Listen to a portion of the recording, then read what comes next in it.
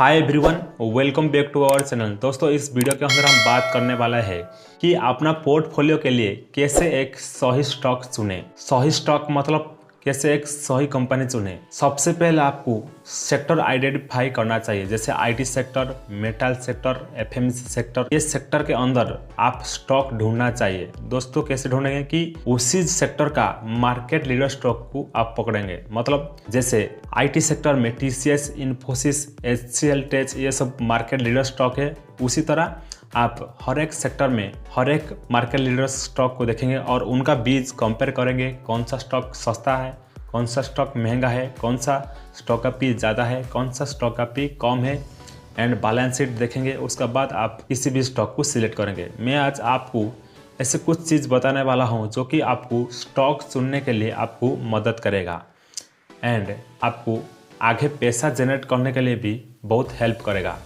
यदि आप किसी भी शेयर को चुनते, सबसे पहले उसका अपना मार्केट कैप को चेक करना पड़ेगा। उसी स्टॉक का मार्केट कैप कितना है। दोस्तों, मार्केट कैप से आपको ये अंदाज़ा आ जाएगा ये स्टॉक कितना बड़ा है, यानी कि ये कंपनी कितना बड़ा है और इस कंपनी के अंदर कितना पोटेंशियल है आगे ग्रो करने के लिए। यदि आप लार्ज कैप स्टॉक लेते हैं, ये अल्टीमेटली आपको कम रिटर्न देगा, एंड यदि आप मिड कैप स्टॉक लेते हैं, लार्ज कैप स्टॉक से ज़्यादा रिटर्न देगा। यदि आप पेनी स्टॉक लेते हैं और मिड कैप स्टॉक से भी ज़्यादा रिटर्न देगा।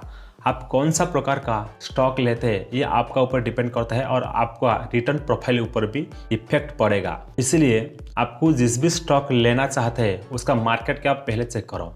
एंड प्रमोटर होल्डिंग, उस कंपनी के अंदर प्रमोटर का कितना होल्डिंग है ये चेक कीजिए, क्योंकि किसी भी कंपनी के अंदर प्रमोटर का होल्डिंग 50% होना अच्छा माना जाता है। 50% से कम होना कोई बुरी बात नहीं है, लेकिन 50% होना डिसेंट यानी कि अच्छा माना जाता है।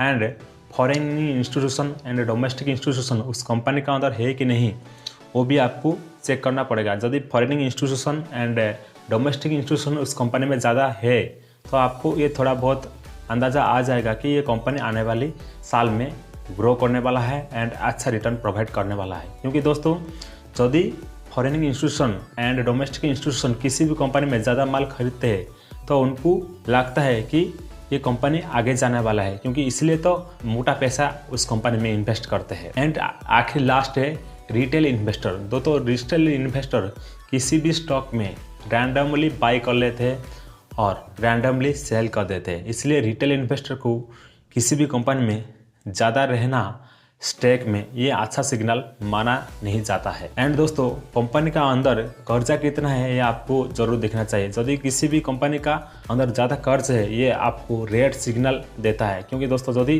किसी कंपनी का मार्केट कैपिटलाइजेशन 5,000 करोड़ है और उस कंपनी लोन ले रखा है 10,000 करोड़ का, तो ये बहुत डेंजर सिग्नल है। यदि कुछ कंपनी की हो गया तो ये पूरा कंपनी ही डूब सकता है। एंड आपको उस कंपनी का रेवेन्यू देखना पड़ेगा कि या उस कंपनी का रेवेन्यू हर साल बढ़ रहा है एंड उसका जो प्रॉफिट मार्जिन है हर साल बढ़ रहा है, एंड उस कंपनी का रिजर्व भी क्या साल साल बढ़ रहा है। तो ये सब देख के आपको थोड़ा अंदाजा आ जाएगा ये कंपनी फ्यूचर में ग्रो करने वाला है।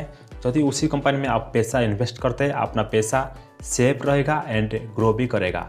एंड लास्ट फाइनल, ये सबसे बड़ा इम्पोर्टेंट चीज़ है उस स्टॉक का अंदर। एंड लास्ट आखिरी चीज़ है उस स्टॉक किस प्रकार का बिजनेस करता है, कौन सा सेगमेंट है, ये सेगमेंट में बिजनेस करता है, फॉरेन में क्या बिजनेस कर रहा है और इंडिया में कैसे बिजनेस कर रहा है, ये सब देखना चाहिए। क्योंकि दोस्तों, किसी भी स्टॉक को बाई करने से पहले उसका अच्छा से एनालिसिस कीजिए एंड बिजनेस को चेक कीजिए। उस स्टॉक एंड उस कंपनी कौन सा बिजनेस कर रहा है अपना इंडियन मार्केट में एंड फॉरेन मार्केट में किस तरह बिजनेस कर रहा है आपको समझ लेना चाहिए। क्योंकि यदि बाहर में ज़्यादा बिजनेस कर रहा है तो आपको उसी तरह एनालिसिस करना चाहिए, और यदि कि ओनली इंडिया में बिजनेस कर रहा है उसी तरह आपको भी थोड़ा एनालिसिस करना चाहिए। क्योंकि बाहर से बिजनेस करने से उसी स्टॉक को बहुत कुछ फर्क पड़ेगा। जब बाहर में कुछ हलचल होगा, ट्रम्प अभी फिलहाल टैरिफ लगा रहे हैं बहुत सारी कंपनी के ऊपर, यदि आपका कंपनी यदि बाहर के बिजनेस कर रहा है